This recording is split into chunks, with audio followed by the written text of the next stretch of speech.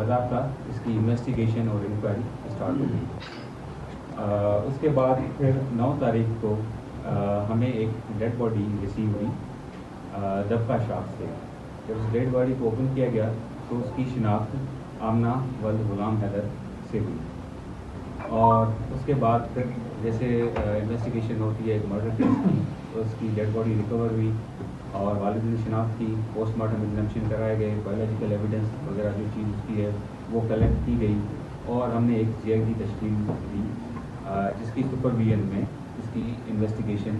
کرائی گئی۔ اسی اثنا میں کافی سارے لیڈس پولیس کو ملے، جیو فینسنگ ڈیٹا لی گئی، اس میں بایولوجیکل ایویڈنس کلیکٹ کیا گیا، CDR انالیسس، اسپائی انفارمیشن مخبروں سے اور لواحقین سے بھی ہم رابطے میں رہے تاکہ اس کیس کو ہم پائے تکمیل تک پہنچائیں۔ فریادی کی طرف سے شک ظاہر کیا گیا، پولیس نے اسپائی انفارمیشن بھی کلیکٹ کی، اس میں ظاہر بدی کری، وہ پھر واپس گیا ہے، اسی لاش کو اس نے واسطے میں کور کیا ہے اور جمراؤ شاخ میں جا کے اس کو پھینک دیا۔ یہ انویسٹیگیشن ہماری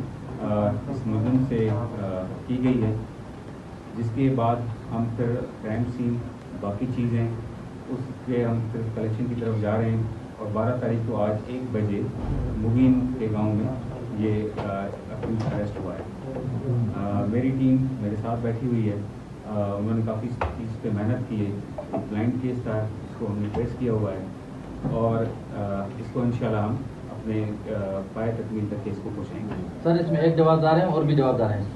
آپ FIR دیکھیں گے، اس میں 2 جوابدار ہیں، ایک ہم نے اریسٹ کر لیا ہوا ہے، باقی اس کی نشاندہی پہ، اس کی انفارمیشن رپورٹ پہ ہم انشاءاللہ سر متعلقہ چوکی انچارج اور 3 سمیت 4 اہلکاروں کو آپ نے معطل کیا ہے، آپ کیا سمجھتے ہیں ابتدائی طور پہ اس میں متعلقہ پولیس سے متعلقہ تھانے سے غفلت برتی رہی؟ دیکھیے چوکی انچارج کا کام تھا، جیسے یہ انسیڈنٹ رپورٹ ہوا اس پہ وہ محنت کرتا اور اکیوز اریسٹ کرنے کی کوشش کرتا، کیونکہ انسیڈنٹ تو جلدی ہو چکا تھا، ڈیڈ باڈی ریکور کرتی، یہ اس میں اس کی